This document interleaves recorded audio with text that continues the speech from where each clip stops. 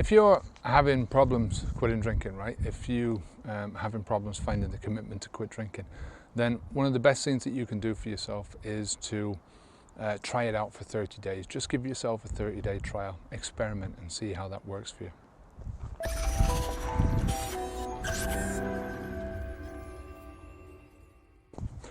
I'm Kevin O'Hara for alcoholmastery.com.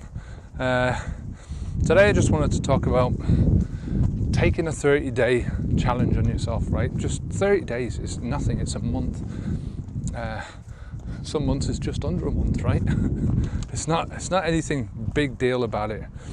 And you know, one of the things about going all hog in this thing and quitting drinking is the forever part of it, right?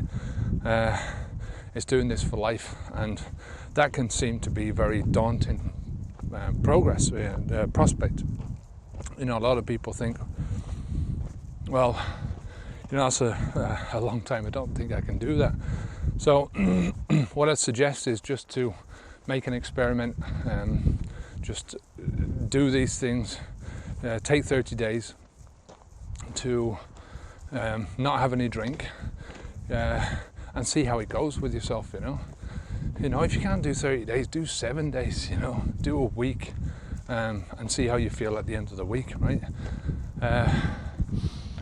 Just make a little experiment for yourself and look at it from the perspective of how you feel after the alcohol, you know, after you've not had any alcohol. You know, don't look at it like, well, sort of,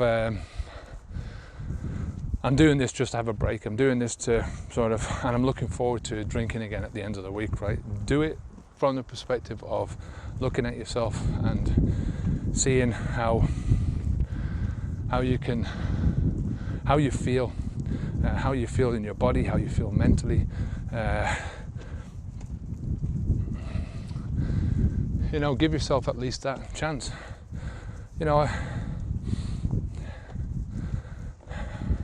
I can sort of say to people, well, you know, if you don't quit drinking alcohol, then, you know, this is going to happen to you, that's going to happen to you. I can show you all the different bad things that will occur if you don't stop, right? All the bad things in your life and all the bad things that you probably cause to other people's lives, you know, misery, because of the pain and suffering that you're going through causes pain and suffering to the people who are closest to you, right? But, and you probably get all that, you know, it's probably understandable, you know, that's probably something that makes you afraid. But there's also the bright side of it, and I can tell you all this, you know, like the benefits of quitting drinking, you know, they're much more numerous than the benefits of staying. You know, I can't see any benefits of staying, I can only see a downhill spiral, right? But I can see a lot of benefits in quitting, you know, better health, more money in your pocket, more time on your hands, more time with your family, more time. I don't mean just you've got more time in the week, I mean you've got more time in your life, more quality time, right? But there's nothing which is going to cement it for you than your own experience, right? And doing this for yourself, getting the experience of what it is like for you to feel physically free, right? I know a lot of people do this, and despite feeling free and despite the benefits that they feel from it, they still feel the pull. That's what I'm here for. That's what all these videos are about, is to try and convince you week after week and now day after day to stay away from alcohol, right? That it's not going to give you any benefit, and that it's fool's gold, you know, it's a fool's paradise. It won't give you anything but suffering. And you know, I think like I say, I couldn't do that. Once I stopped drinking, I always tried to moderate, right? So it was always like, you know, a couple of days during the week and then drinking at the weekends, that kind of thing. Never worked for me, right? When I did try and stop drinking, I stopped for a year, and that was my goal, was for a year. But that was after I'd had a big pain, and that was being stopped for drunken driving, right? So I was stopped for drunken driving, got my license suspended for a year, and a hefty fine, 350 I think it was in euros. But that wasn't the thing that really, it was the dent to my person, to my ego, of just being hauled up there in front of the judge, and realizing what I'd done, and thinking about it, and thinking about what could have happened during all those times, a lot of times that I drank while I was drinking, while I had drank, not while I was drinking, but after I'd been drunk, coming out of the pub. And I got into this drinking and driving sort of when we were living in the back arse of nowhere in West Clare, and you'd drive down a road there and you wouldn't meet anyone. But we moved up to a town, and I didn't get out of it, I sort of did for a little while, but then sort of, it was just stupid anyway. But that was the reason I stopped drinking for that full year, and I couldn't wait to get back onto it at the end of the year. And I didn't even get to the end of the year. I lasted until November, and that was it. It was I was back on the booze again. When I did quit, I spoke about my reasons for quitting before, and I had a full commitment to do it. There was no way I was going to put alcohol back into my mouth again, and that's one of the big differences, right? When you say you're going to do something and you sort of have some of the reasons for doing it there, it's a big difference between actually having the interest and making the full commitment to doing it. When you commit to do it, there is no excuses, there is no shortcuts, there's no way you're not going to do this right. It's just, I'm doing this regardless of what happens. That's proper commitment. Commitment like this is a big life change. When you commit to drinking alcohol, you have to change. Not only you have to get rid of the alcohol out of your life. That's a prerequisite. You've got to do that. Period. That's the first thing you have to do. But that's finished. But now you've got to change your life, right? You've got to commit to changing your life, and that means conflict, right, with your environment, with the people around you. But when you're committed to doing this, you get conflict in one area from the people that you're sort of drawing away from, and from the environment that you're drawing away from, right?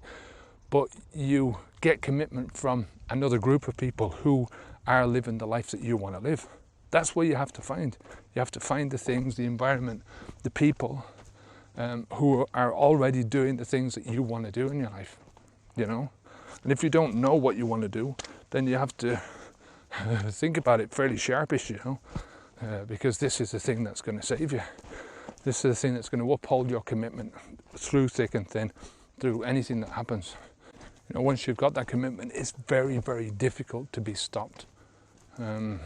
It's difficult to stop yourself, that forward momentum, or for other people to stop you, right? So, look, as I say, try it out for 30 days. Try it on for size and see how it fits.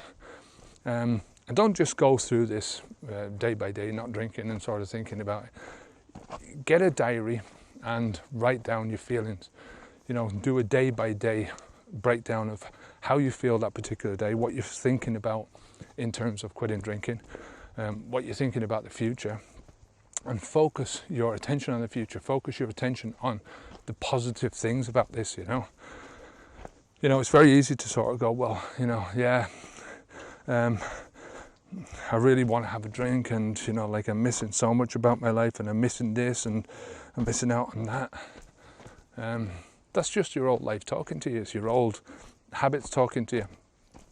If you're serious about wanting to get away from alcohol, then examine this from as positive a viewpoint as you possibly can, and write it down sort of once or twice a day. Get up in the morning and write down how you feel, what you're thinking about, your thoughts about now, thoughts about your future. Do the same thing in the evening, and just, this is going to give you a progress report at the end.